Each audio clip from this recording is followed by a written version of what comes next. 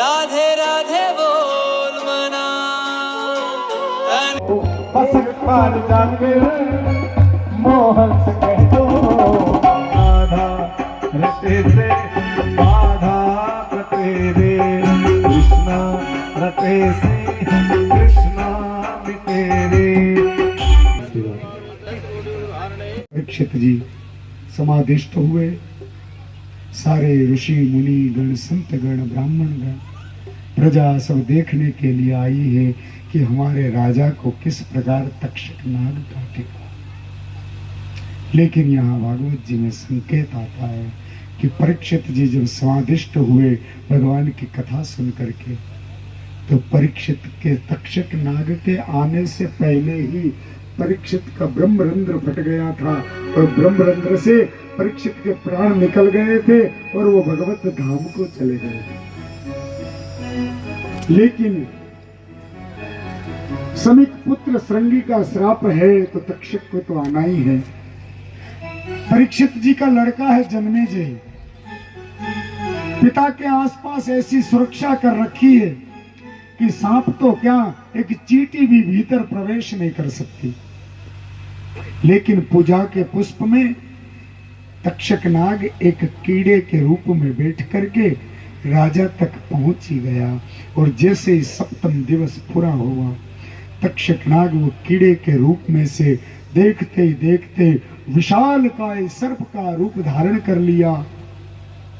और मानो वो सर्प तक्षक परीक्षित को काटने नहीं, परीक्षित के चरण स्पर्श करने जा रहा हो।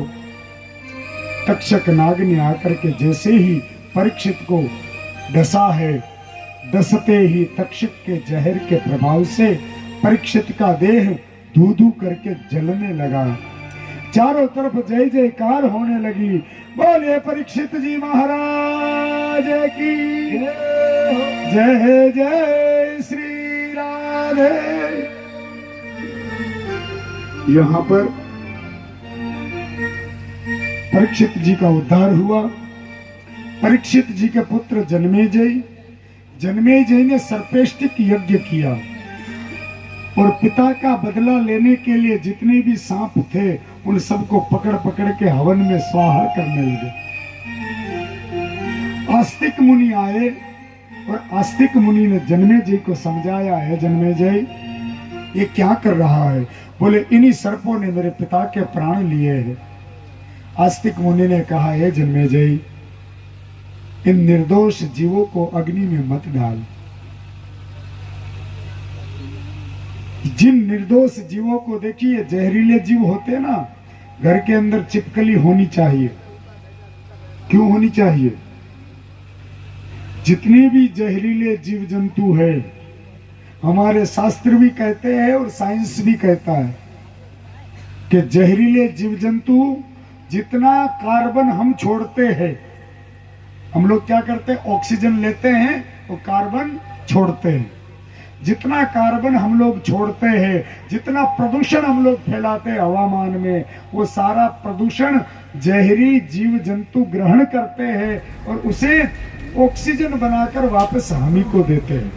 इसलिए कभी किसी भी जीव जंतु को कभी भी मारना नहीं चाहिए। और वैसे भी हमें जन्म देने का अधिकार नहीं है, किसी जीव जंतु को है प्रकट करने का अधिकार नहीं दिया, तो मारने का अधिकार तुम्हें और हमें किसने दे दिया? किसी भी जीव को मारना नहीं चाहिए।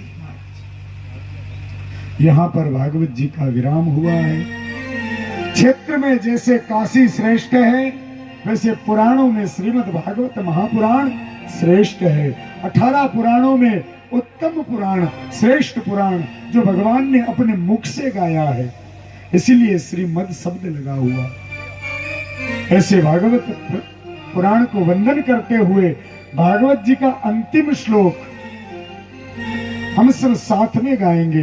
एक बार यहां से मैं गाऊंगा, एक बार आप गाएंगे, ठीक है? सब मिलकर के भगवान से प्रार्थना करते हैं। देखिए भागवत जी के अंतिम श्लोक में भी यही लिखा है कि भगवान के नाम के जाप करते रहो।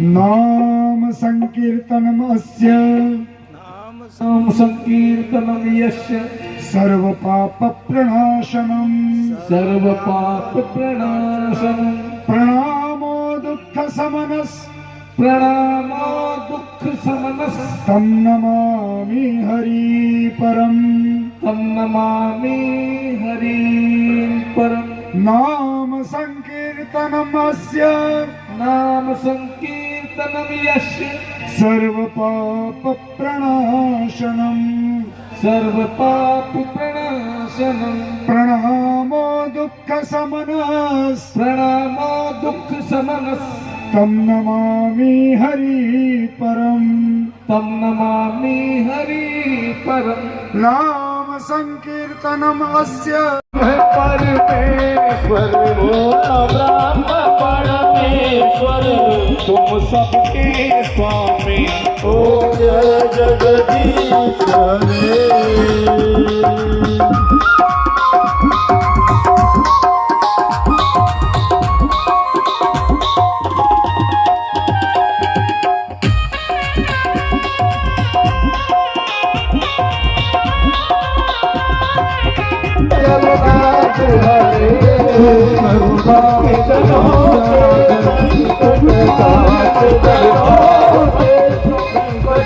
क्षण में